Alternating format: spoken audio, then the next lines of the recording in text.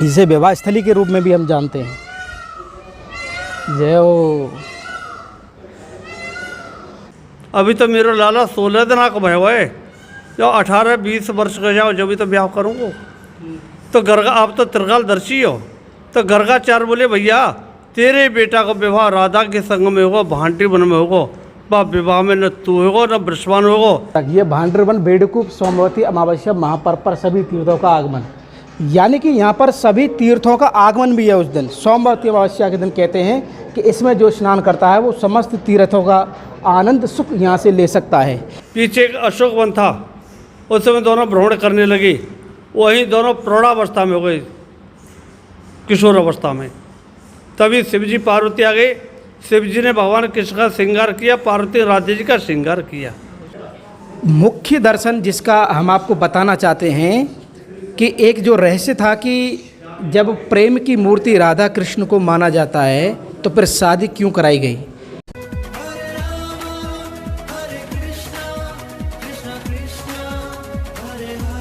जय जय श्री राधे राधे। मैं धर्मेंद्र गोस्वामी स्वागत करता हूं एक बार फिर आपके अपने चैनल ब्रज दर्पण में। ब्रज दर्पण परिवार जिस तरह से आपको ब्रजमंडल के समस्त स्थानों के दर्शन कराता आया है, उसी कड़ी में आज हम यमुना पल्ली पार आपको लेकर आए हैं भांडेरवन। जी हाँ, एक भांडेरवन है और कहते हैं यहाँ पर राधा और कृष्ण की शादी हुई है और शादी कराई है ब्रह्मा जी ने। और क्या रहस्य है, आखिर शादी क्यों हुई, जब हम इसे प्रेम का स्वरूप मानते हैं, इन सब का दर्शन करें। उससे पहले आप इस तरह से ब्रजमंडल का दर्शन हमारे साथ करना चाहते हैं तो आप हमसे संपर्क कर सकते हैं। और इसके अलावा अगर आप वीडियो इस समय देख रहे हैं तो इस वीडियो को लाइक करें और हो सके तो ज़्यादा से ज़्यादा भक्त लोगों में इसको शेयर करें। आज मैं आपको कराने जा रहा हूं और उस रहस्य के बारे में बताने जा रहा हूं कि कैसे मेरे सामने आप देख सकते हैं भांडेरवन, जो कि वृंदावन के 24 वनों में नाम आता है, भांडेरवन का है, जहां पर गुप्त रूप से ब्रह्मा जी ने राधा रानी और ठाकुर जी की यहां पर शादी कराई है। और बट के वृक्ष के नीचे जो शादी कराई है, और अनेकों अनेक साक्ष्य वहां पर हैं कि किस तरह से एक वृक्ष के स्वरूप में, वृक्ष के अंदर मंडप, भगवान कृष्ण और अनेकों अनेक साक्ष्य यहाँ पर देखने को मिलते हैं। तो बिना देरी किए हुए आज हम दर्शन करने वाले हैं भांडेरवन के, जहाँ पर राधा रानी और कृष्ण भगवान की शादी हुई है ब्रह्मा जी द्वारा। बोल राधा रानी की जय। ब्रजमंडल की अनन्य भूमि में हम इस समय जहाँ खड़े हुए हैं, इसे हम भांडेरवन के नाम से जानते हैं। वृंदावन में जैसा कि आप सभी जानते हैं कि 12 वन 24 उपवन यहाँ पर हैं, उसी में से एक वन है भांडेरवन, जहाँ पर भगवान श्री कृष्ण और राधा रानी की शादी ब्रह्मा जी ने कराई है। हम आपको लेकर आए इस समय भांडेरवन में। आप देख सकते हैं मुख्य द्वार पर हम खड़े हुए हैं और इस मंदिर के अंदर जिस प्रकार के दर्शन हैं, जैसे कि इसमें हम आपको जो दर्शन कराएंगे वो त्रिवेणी कूप के दर्शन कराएंगे। और इस मंदिर के अंदर विवाह मंडप भी आज वो बना हुआ है, वो वृक्ष का बट का वृक्ष भी है, जिसके नीचे भगवान कृष्ण और राधा रानी की शादी जो कराई है ब्रह्मा जी ने कराई है। और गुप्त रूप से ये लीला है। ये पूरा क्षेत्र, इसके अंदर मंदिर को भांडेरवन कहा जाता है, जो कि आप सब जानते हैं भांडेरवन यानी कि वृंदावन के वनों में से एक वन। सबसे पहले हम आपको त्रिवेणी कूप का दर्शन कराना चाहते हैं। वो त्रिवेणी कूप जिसमें संगम है, गंगा यमुना सरस्वती का संगम है। और कहते हैं कि सोमवती अमावस्या को यहाँ दूध की धार निकलती है। इस सामने आप देख पा रहे होंगे त्रिवेणी कूप। और त्रिवेणी कूप के बाद हम आपको ले चलेंगे राधा कृष्ण का वो विवाह मंडप, जहाँ पर ब्रह्मा जी ने उनकी शादी कराई है। तो जैसे जैसे हम आगे जा रहे हैं, आप देख सकते हैं कि मंदिर प्रांगण, ये पूरे स्थान का दर्शन जब आप करेंगे तो उसमें आप देख सकते हैं जिस तरह की यहाँ वृक्षावली है। और भक्त लोग, बहुत लोग इसी दिलचस्पी को देखने के लिए आते हैं, क्या राधा और कृष्ण की शादी भी हुई है। जी हाँ, इसी रहस्य को सुलझाने के लिए आज हम आपको लेकर आए हैं भांडेरवन। और इस समय नन्ही नन्ही बूंदों के साथ में हम आपको लेके चल रहे हैं। इस समय सामने आप देख सकते हैं एक प्राचीन मंदिर है, जिसे हम भांडेर बिहारी जी के नाम से जानते हैं। भांडेरवन है तो भांडेर बिहारी जी के नाम से यहाँ पर दिव्य दर्शन है। और इसी के बगल में ये त्रिवेणी कूप है, जिसमें कि सोमवती अमावस्या को यहाँ पर हजारों लाखों भक्त लोग यहाँ पर स्नान करते हैं। और ऐसा कहा जाता है कि ये पौराणिक ये कुआं है, जिसमें कि गंगा यमुना और सरस्वती त्रिवेणी यानी जैसे बोलते हैं, उसका समावेश इस कुएं के अंदर है। हम इसका आपको स्पर्श कराना चाहते हैं। और एक त्रिवेणी कूप के अलावा इस कूप को वेणु कूप भी कहा जाता है। शास्त्रों में विदित है ये स्थान शास्त्रों में विदित है। और शास्त्रों में इसका उल्लेख आता है, उसका आप महात्म्य सामने देख सकते हैं। ये श्लोक जो संस्कृत के श्लोक यहाँ पर हैं, त्रिवेणी कूप के महत्व के बारे में ये बताते हैं। और ये कुआं जो आप देख रहे हैं ये अपने आप में दिव्य कुआं है, और इसकी दिव्यता को और अच्छी तरह से अगर आप जानना चाहते हैं तो सोमवती अमावस्या के दिन जब इसी कुएं का पानी कैसे दूध का पानी बन जाता है, उसका दर्शन हम आपको कराएंगे। इस समय आप देख रहे हैं भांडर वन में स्थित त्रिवेणी कूप, वेड़ी कूप के दर्शन, भेड़ कुआं के दर्शन, त्रिवेणी कुआं के दर्शन, जहाँ पर कि हम आपको लेकर आए हैं। इसके अलावा हम इस कुएं के चारों तरफ आपको छोटा छोटा हम दर्शन करा के देखें तो अपने आप में अलौकिक ये स्थान है। और ये देखिए, ये मन्नतों की, कहते हैं सनातन संस्कृति में भाव और भगवान के प्रति आस्था का ये जो आप सांतिया देखते हैं, यहाँ ये जो सांतिया बनाया जाता है ये मनोरथ के लिए बनाया जाता है। और स्नान करने के बाद गोबर का आप देख सकते हैं कितने यहाँ पर ये सांतिया बने हुए हैं, और ऊपर से नीचे तक ये भांडरवन, बेड़कूप, सोमवती अमावस्या महापर्व पर सभी तीर्थों का आगमन, यानी कि यहाँ पर सभी तीर्थों का आगमन भी है उस दिन। सोमवती अमावस्या के दिन कहते हैं कि इसमें जो स्नान करता है वो समस्त तीर्थों का आनंद सुख यहाँ से ले सकता है। इसके अलावा आपको मैं समझाना चाहता हूँ एक चीज़, ये देख रहे हैं आप, पूरी बिल्डिंग पर सांतिया बने हुए हैं, पूरी बिल्डिंग पर, और इसके बीचों बीच एक दर्शन मैं आपको ये कराना चाहूँ। ये देखिए आप, एक तरह का ये स्वरूप, तीर्थराज का हम स्वरूप इसको देख सकते हैं। कहते हैं कि सोमवती अमावस्या के दिन सारे तीर्थ यहाँ पर विद्यमान होते हैं, और लोग जो स्नान करते हैं यहाँ पर हजारों लाखों की भीड़ होती है, बहुत बड़ा मेला होता है यहाँ पे। अब त्रिवेणी कूप का आनंद लेने के बाद मैं आपको भांडर बिहारी जी के दर्शन कराना चाहता हूँ, जो कि इसी स्थान के नाम से इनका नाम पड़ा है, भांडर बिहारी जी। फिर उसके बाद हम चलेंगे उस स्थान पर जहाँ पर ब्रह्मा जी ने पेड़ के नीचे राधा कृष्ण की शादी कराई है, शादी रचाई है। आइए चलते हैं। सुंदर प्रकृति और इस समय मौसम भी काफ़ी सुंदर है, और उसी सुंदरता में आज हम आपको लेके चल रहे हैं भांडर बिहारी जी के दर्शन कराने के लिए, और इसे विवाह स्थली के रूप में भी हम जानते हैं। जय हो। और इसके इतिहास के बारे में यहाँ पर पूरा बताया गया है। आप देख सकते हैं भांडरी वन विवाह मंदिर का इतिहास, आप इसे पढ़ सकते हैं। यहाँ पर इस तरह के बोर्ड लगाए हुए हैं, और ये समस्त भाव आप इसमें देख सकते हैं इस मंदिर की महिमा को बताने के लिए। भांडर बिहारी जी के दर्शन हम और आप मिलके करते हैं। मंदिर में प्रवेश करते ही आप देख सकते हैं कि सामने हमारे भांडर बिहारी जी के दर्शन है। लेकिन एक चीज़ का दर्शन मैं आपको कराना चाहता हूँ। यहाँ पर प्रसादी के रूप में एक अनोखा प्रसाद मिलता है आपको। ये देखिए, यहाँ पर गौ माता की छाछ और ये टिक्कर रोटी ब्रजवासियों के हाथ की, ये प्रसाद के रूप में यहाँ पर दिया जाता है। और कहते हैं कि ब्रजवासियों के घर से बने हुए प्रसाद का भाव और मोल अनन्य होता है। मंदिर के बीचों बीच तुलसी महारानी का दर्शन है, और सामने आप देख सकते हैं हमारे भांडर बिहारी जी के दर्शन है यहाँ पे। तो इस समय हम वृंदावन के भांडर वन में यहाँ पर खड़े हुए हैं, और मेरे सामने आप भांडर बिहारी जी के दर्शन कर रहे हैं।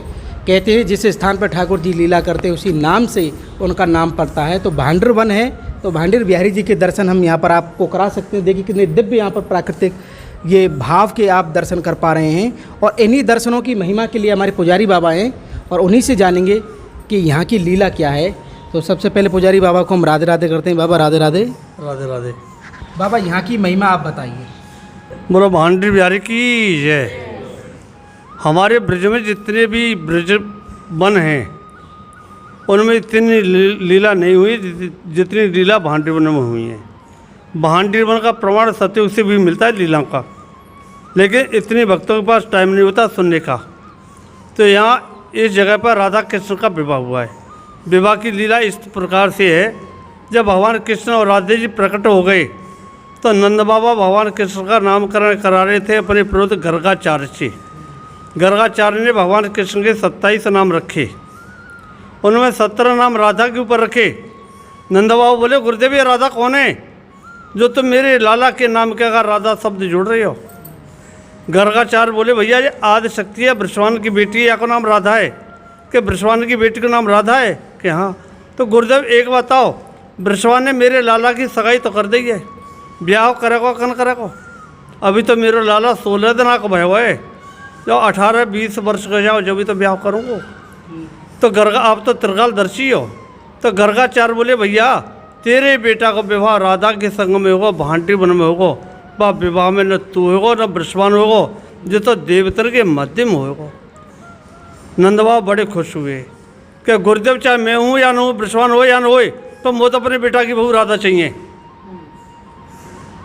बात वहीं खत्म हो गई। एक दिन नंद बाबा गाय चरा रहे थे, भगवान कृष्ण उनकी गोदी में लगे हुए थे।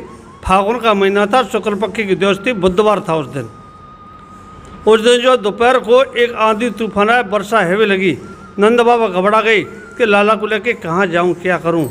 इतने में उनके सामने एक लड़की प्रकट हुई, जाने नीले कपड़ा पहन रखे, नील मणि को मुकुट धारण कर रखे, नील कमल हाथ में। वह आंधी तूफान बिजली का कोई डर नहीं है, नंद बाबा के सामने खड़ी होगी। नंद बाबा देख करके बोले अरे ये तो हमारी आराधिका है। तो नंद बाबा ने स्तुति की। राधे जी बोली कि बाबा जहाँ रूप के दर्शन मैंने आपको दिए, जहाँ रूप के दर्शन और किसी को नहीं देती हूँ। इतने सुन के नंद बाबा मूर्छित हो गई। नंद बाबा तेज को राधे जी के को नहीं सह पाई। राधे जी बोले अरे बाबा तो मूर्छित हो गए। तो उन्होंने अपनी माया को समेटा। माया को समेटने के बाद में एक छोटी सी बच्ची बन के उनके सामने खड़ी हो गई। तो नंद बाबा बोले अरे ये तो मेरे यार की बेटी राधा है कि राधा तू ठीक टाइम पे आ गई है, तू लाला को ले जा। मैं तेरी भावना को समझ गया हूँ, तू काहे को आई है। वो दिन आज आएगा भाई। यह बात तो मेरे गुरुजी ने जब मैं लाला को नाम रखवा रखो तभी बता दी। सो तू लाला को लेकर चली जा, अपना मनोरथ सिद्ध करके लाला कुशल पूर्वक यशोदा मैया दे आई हो। तो राधे जी ने भगवान को अपनी गोदी में लिया। गोदी में लेकर के अब पीछे आ गई। पीछे एक अशोक वन था, उस समय दोनों भ्रमण करने लगे। वहीं दोनों प्रौढ़ावस्था में हो गए, किशोर अवस्था में। तभी शिवजी पार्वती आ गई। शिवजी ने भगवान कृष्ण का श्रृंगार किया, पार्वती राधे जी का श्रृंगार किया। श्रृंगार होते ही राधे जी ने रासमंडल का चिंतन किया। रासमंडल का चिंतन होती इस जगह पे भव्य मंडप प्रकट भयो, जहाँ में 1000 खम्भा लगे हुए हैं, रतन मणि से सुशोभित है। बीच में सिंहासन बने हुए है। सिंहासन के पास में सैया लगी हुई है। सैया पर तरह तरह के पुष्प बिछे हुए हैं, इस तरह के छरकाव हो रहे हैं। सिंहासन पर चढ़ने के लिए 7 सीढ़ी लगी हुई हैं। राधा कृष्ण को उस सिंहासन पर बिठाला। तभी ब्रह्मा जी आ गए। ब्रह्मा जी ने अपने कमंडल से जल लेके राधे जी के चरण धोए और बोले राधे मैं तो आपके चरणों की भक्ति चाहता हूँ, आप प्रसन्न हो, मुझे आज्ञा दो, मैं आपका विवाह करना चाहता हूँ। तो राधे जी से आज्ञा ले करके ब्रह्मा जी ने वेद मंत्र का उच्चारण करने का लगा लगा दिया। वेद मंत्रों की आवाज़ जो आकाश में गूंजने लगी, सब देवता आ गए। मंडप को चारों तरफ से घेर ला, मंडप की शोभा और बढ़ गई। देवांगना भी आ गई, गारी गायबे लगी, बधाई गायबे लगी, गीत गायबे लगी। जिस टाइम पे ब्रह्मा जी पूजा करा रहे थे तो भगवान ने अपनी बंशी को अपने पास में रख लिया। उस बंशी को राधे जी ने चुरा लिया। तभी से हमारे हिंदू रीति में एक प्रथा चल रही है, जिस टाइम पर लड़का लड़की की शादी होती है, मंडप के नीचे लड़का लड़की बैठे होते तो ऐसे किसी चीज़ की चोरी होती है। किस चीज़ की चोरी होती है बताओ, जोर से बोलो। जूता चोरी होता है। कौन चोराता है? बहू की बहन, लड़की की बहन। जूते चोरी होती है, उसे साली चुराती हैं। तो राधे जी की कोई बहन नहीं थी, तो साली थी नहीं। और भगवान कृष्ण ने 11 वर्ष तक जूते पहने नहीं। जब जूते नहीं पहने तो जूते की चोरी होती कैसे? जिसके पास जो चीज़ नहीं उसकी चोरी कैसे हो जाएगी? उनके पास बंशी थी, बंशी को राधे जी चुरा लिया। ब्रह्मा जी ने हस्तलेपन किया, कन्यादान किया, यज्ञ कराए, फिर कराए। लास्ट में क्रिया होती है लड़की के मांग में सिंदूर भरने की। जब तक लड़की के मांग में सिंदूर नहीं भरा जाता है, विवाह मान्य नहीं होता है हमारे हिंदू रीति में। तो ब्रह्मा जी बोले प्रभु राधे जी की मांग में सिंदूर भरो। भगवान ने राधे जी की मांग में सिंदूर भरा। सिंदूर भरते ही मंडप लोप हो गया, ब्रह्मा जी लोप हो गए, देवता लोप हो गए। राधा कृष्ण अकेले रह गए। यह लीला स्कंद पुराण में, ब्रह्म वैवर्त पुराण में, पद्म पुराण में, गीत गोविंदम, शिव पुराण में, गोपाल चंपू में सब में दी हुई है। बाबा एक सवाल हो हमारो हाँ कि राधे जो कृष्ण है ये प्रेम की पराकाष्ठा है, यानी प्रेम के दोनों स्वरूप हैं। शादी करने के पीछे क्या उद्देश्य है, क्या भाव है, उनकी शादी ही हो। अगर प्रेम है तो फिर शादी। यह लीला सत्युग से शुरू होती विवाह की, और सत्युग से पहले से। जिस टाइम पर ब्रह्मा जी ने पृथ्वी को स्थापित किया था, बिछाया था, तो हिरण्याकश्यप ने पृथ्वी की चटाई बना करके भ्रष्टा के ढेर में गाड़ दी। तभी भगवान को बराह का रूप धारण करना पड़ा। बराह भगवान का रूप धारण करके उन्होंने पृथ्वी को भ्रष्टा के ढेर से निकाला। तभी ब्रह्मा जी प्रकट हुए। ब्रह्मा जी बोले, पृथ्वी मैं तुझे जिस जगह पर स्थापित कर रहा हूँ उसमें तेरा कल्याण है। पृथ्वी बोली, प्रभु मेरा यही कल्याण है जो मैं भ्रष्टा के ढेर में गड़ी हुई हूँ? मैं नहीं, यह कल्याण नहीं है। कि तो मैं जिस जगह पर तुझे स्थापित करूँगा उस जगह पर हर एक युग में अनेक अवतार होंगे। उन अवतारों के दर्शन तू अपने नेत्रों से करना। मियाँ एक भांडुप नाम का स्थान बनाऊंगा, उसमें एक कुआं प्रकट करूंगा। उस कुएं के आचमन से भक्त को 14 अवतार के दर्शन का फल प्राप्त होगा। सत्युग में भी लीला होंगी, त्रेता में भी लीला होंगी, द्वापर में भी होंगी। भगवान कृष्ण द्वापर में प्रकट होंगे, राधा जी भी प्रकट होंगी, तो उनका विवाह में इसी भांडे में कराऊंगा। गोलोक भी यहीं आएगा, यमुना नदी भी यहीं आएगी, गिरिराज पर्वत भी आएगा। पृथ्वी बोली कि प्रभु इतने सब काम होंगे क्या? होंगे तो मुझे बिछा दो। एक बार नहीं 1000 बार ये हिरण्याकश्यप मुझे भ्रष्टा के ढेर में काट दे तो मुझे कोई आपत्ति नहीं है। ब्रह्मा जी चले गए पृथ्वी से भूल के। और सत्य में यज्ञ होती थी, ब्रह्मा जी का विचार हुआ मैं भी यज्ञ करूं। तो ब्रह्मा जी की पत्नी का नाम था सावित्री। सावित्री वहाँ नहीं थी, वो अपने मायके गई हुई थी। तो ब्रह्मा जी ने दूत भेज दिया सावित्री को लाने के लिए। उस टाइम पे हेलीकॉप्टर नहीं थे, रेलें नहीं थी, बसें नहीं थी, गाड़ियाँ नहीं थी। पैदल जाते थे या बैलगाड़ी जाती थी या घोड़ा गाड़ी। वहाँ दूत ने जाकर के कहा सावित्री जी से कि ब्रह्मा जी यज्ञ कर रहे हैं, वो आपको बुला रहा है, आपको चलना है। तो सावित्री बोली चलेंगे।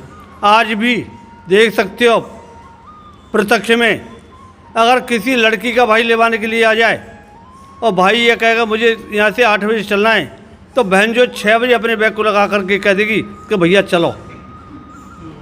और उसका पति पहुँच जाए लेवाने के लिए, और पति ये कहेगा ऐसा है सुबह सीर में चलना है, 6 बजे चलना है, तो वो अपने घर में कभी किसी को रखेगी, कभी किसी को देखेगी, कभी किसी को देखेगी। 6 बजे की जगह पर वो वहाँ से 9 बजे निकलेगी। तो ऐसी सावित्री को भी देर हो गई। यज्ञ का टाइम निकल रहा था, वेदी बन गई थी, सभी ऋषि और ब्राह्मण बैठे हुए थे। सावित्री नहीं आ पाई। ब्राह्मण बोले ब्रह्मा जी आपकी पत्नी नहीं आई है, यज्ञ का मुहूर्त निकल रहा है, यज्ञ कैसे होगी? भाई क्या करूँ भाई, मैंने दूध भेज दिया है। तो ब्राह्मण बोले मुहूर्त निकल जाएगा, फिर यज्ञ करने से फायदा क्या? तो वहाँ एक गायत्री नाम की लड़की गाय चरा रही थी। ब्रह्मा जी से ब्राह्मण बोले ये लड़की गाय चरा रही है, इससे कहो आपकी पत्नी बन करके यज्ञ में बैठ जाए। ब्रह्मा जी ने दूत भेजा गायत्री के पास में। गायत्री बोली मैं एक दिन के लिए पत्नी नहीं बनूंगी, अगर पत्नी बनाना है तो मुझे हमेशा के लिए पत्नी बनाए। ब्रह्मा जी बोले कोई बात नहीं, मैं 2 पत्नी रख लूँगा। गायत्री को ब्राह्मणों ने मंत्रों से शुद्ध किया तो उसका नाम पड़ गया ब्रह्म गायत्री। ब्रह्म गायत्री उसको शुद्ध करके यज्ञ में बिठा दिया। यज्ञ शुरू हो गई। तभी सावित्री आ गई। सावित्री ने यज्ञ को विध्वंस कर दिया, नष्ट कर दिया, और ब्रह्मा जी को श्राप दे दिया मृत्यु लोक में तेरी कहीं भी पूजा नहीं होगी, किसी लोक में पूजा नहीं होगी। ब्रह्मा जी वहाँ से भाजे, जा करके पुष्कर पहुँचे। पुष्कर में 62,000 वर्ष तक तपस्या की। 62,000 वर्ष तपस्या करके भगवान कृष्ण के पास गोलोक पहुँचे। भगवान देख करके हंस गए। वो कहो ब्रह्मा जी बहुत दिन तपस्या करके आए हो, क्या बात है? वो प्रभु मैं यज्ञ कर रहा था, उस समय मैंने सावित्री को गायत्री को बिठा करके यज्ञ शुरू कर दी, तो सावित्री वहाँ नहीं थी। तो सावित्री ने मुझे श्राप दे दिया तुम्हारी किसी भी लोक में पूजा नहीं होगी, न मृत्यु लोक में होगी। तो उस पाप से मुक्ति का उपाय पूछने को आया हूँ, अब बताओ। भगवान बोले ब्रह्मा जी यह बात तो बड़ी कठिन है, लेकिन आप एक काम करो कि क्या कि किसी लड़के का कन्यादान कर दो, किसी लड़की का कन्यादान कर दो। ब्रह्मा जी बोले प्रभु मेरे मुँह की बात कह दी आपने, यही सोच के आया था परंतु सांसारिक लड़की मेरी योग्य नहीं है, मेरे योग्य तो आप और राधे हो, मैं तो आपका राधे का विवाह करूँगा। भगवान बोले ब्रह्मा जी ये तो बहुत बड़ी कठिन बात है, क्यों? मैं और राधे दोनों एक हैं, एक प्राण दो देह हैं। ब्रह्मा जी बोले प्रभु कुछ भी हो, मुझे तो आपका राधे जी की बाल लीलाओं के दर्शन करने, आपका विवाह करना है, और वो भी भांडीवन करना है। कि भांडीवन क्यों करना है? कि जिस टाइम पे प्रभु मैंने पृथ्वी को बिछाया था उसी टाइम पे पृथ्वी को वचन दिया था, और भांडीवन में 1 का 1000 गुना फल प्राप्त होता है। अगर मैं आपका एक बार विवाह करूँगा तो आपके 1000 बार विवाह का फल प्राप्त होगा। तो ब्रह्मा जी भगवान बोले अच्छा ब्रह्मा जी यह मैं द्वापरों काम करूँगा। ब्रह्मा जी खुश होकर के चले गए। वहाँ राधे जी सब बातें सुन रही थी। राधे जी बोले कि प्रभु आपने ये क्या वरदान दे दिया ब्रह्मा जी को? वो क्यों? क्या आपने कह दिया कि हमारा तुम्हारा विवाह होगा, भांडीवन होगा? हाँ कह दिया। तो प्रभु एक बताओ, हम और तुम तो दोनों एक हैं, तो राधे हमको 2 शरीर धरने पड़ेंगे। बोले मैं तो जाऊंगी नहीं, मृत्यु में तुम चले जाना। कि तुम क्यों नहीं जाओगी? कि यहाँ गोलोक नहीं है, यमुना नदी नहीं है, गोवर्धन पहाड़ नहीं है, ये तीनों चीज़ें नहीं होंगी तो मैं वहाँ पैर नहीं रखूँगी। भगवान बोले राधे मैं तुम्हारे लिए गोलोक भी भेजूँगा, यमुना नदी भी भेजूँगा, गोवर्धन पहाड़ भी भेजूँगा। अगर ब्रह्मा जी पृथ्वी को वचन नहीं देते, अगर ब्रह्मा जी पृथ्वी को वचन नहीं देते कि यहाँ भांडीवन स्थान में तुम्हारी और भगवान कृष्ण की शादी कराऊंगा, तो न तो यहाँ गोलोक होता, न गोवर्धन पहाड़ होता, न यमुना नदी होती। बोला भांडी बिहारी की जय। बहुत बहुत धन्यवाद बाबा, आपने बहुत सुंदर बताया हमको। एक लीला और बता रहा हूँ, लीला तो बहुत है मेरे पास में, लेकिन मुख्य लीला है कि एक दिन की बात है। क्यों? कि भक्त आके पूछते प्रभु यहाँ भक्त क्यों नहीं आते, वो बता रहा हूँ मैं, वो पद्म पुराण में दी हुई है। कि एक दिन की बात है, भगवान और राधे किसी पेड़ के नीचे बैठे हुए थे। तो भगवान बोले राधे से राधे देखो आपने मेरे लिए कितना किया है, मैंने आपके लिए कुछ नहीं किया है, मैं आपको आज एक वचन दे रहा हूँ। राधे जी बोली प्रभु क्या वचन दे रहे हो? कि उसे ध्यान से सुनो, और उसकी मालकिनी तुम हो, तुम ही उन चीज़ों को पूरी करोगी। राधे बोली बताओ प्रभु कि जो भक्त यहाँ भांडीवन में आएगा, यह हमारा तुम्हारा निकुंज बने, हमारे तुम्हारे जितने भी मिलन हुए सब यही हुए, उसकी वजह से मैं तुमको एक वचन दे रहा हूँ कि जो भक्त यहाँ आएगा और इस कुएं का आचमन करेगा उसे 14 अवतार के दर्शन का फल प्राप्त होगा। जो स्नान करेगा वो जाने अनजाने पापन से मुक्ति पावेगा। जो अपनी मनोकामना बोलेगा उसकी मैं मनोकामना पूरी करूँगा। जो भक्त एक रात्रि निवास करेगा, कुआं को स्नान करेगा, भांडी बिहारी के दर्शन करेगा, वो गोलोक की प्राप्ति करेगा। यहाँ बैठ के कोई चीज़ खावेगा तो इंद्रलोक की प्राप्ति करेगा। और जो यहाँ गौदान करेगा उसकी 73 पीढ़ी का उद्धार होगा। इतनी सुन के राधे जी बोली प्रभु आपने क्या कर दिया, इस समय तो हमारे तुम्हारे मिलने बाधा पड़ जाएगी। भगवान बोले राधे इनकी वचनों की पूर्ति तुमको करनी है, यह वचन का पालन तुमको करना है, तुमको सभी भक्तों की मनोकामनाओं पर ध्यान रखना है।